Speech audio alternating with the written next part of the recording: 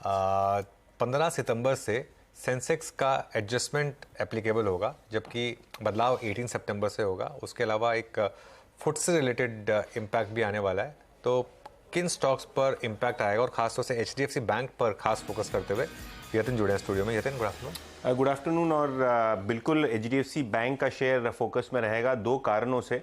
और जो आप देखेंगे 15 सितंबर के बाद सेंसेक्स में भी रीबैलेंसिंग होने वाली है और एफटीएससी की जो पहले अनाउंस्ड रीबैलेंसिंग है वो भी होने वाली है।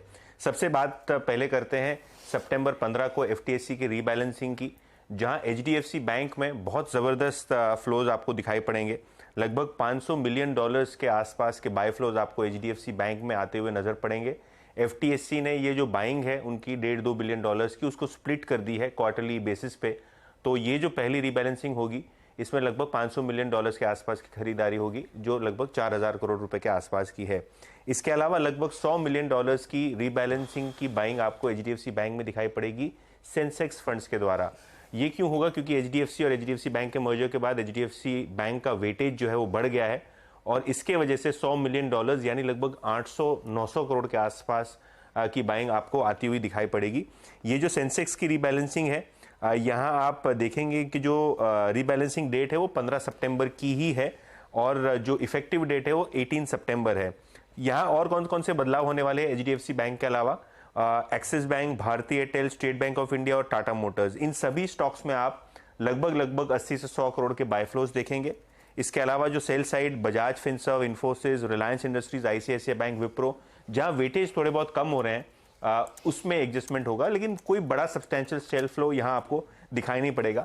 लेकिन क्लियरली जो तेजी का घोड़ा है इस पूरे रीबैलेंसिंग मामले में, चाहे वो एफटीएससी हो, चाहे वो सेंसेक्स की रीबैलेंसिंग हो, वो एचडीएफसी बैंक दिखाई पड़ रहा है। क्योंकि कुल मिला के 500 million plus 100 million 600 million dollars यानी कि लगभग 5000 करोड़ से ज़्यादा की बाइंग आपको इस पर्टिकुलर स्टॉक में आती हुई दिखाई पड़ेगी 15 सितंबर को। बिल्कुल यतिन, बहुत बहुत शुक्रिया। राजेश जी, एचडीएफसी बैंक की अंडर परफॉर्मेंस अब खत्म होने के चांसेस हैं क्या?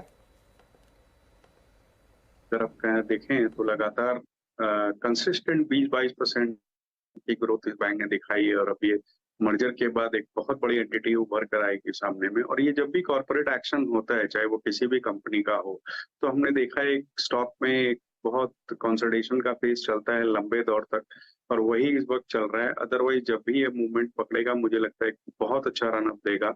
किसी को अगर अपने लॉन्ग टर्म पोर्टफोलियो में प्राइवेट सेक्टर बैंक में अगर एक चूज करना हो तो एचडीएफसी बैंक एक मस्ट बैंक है।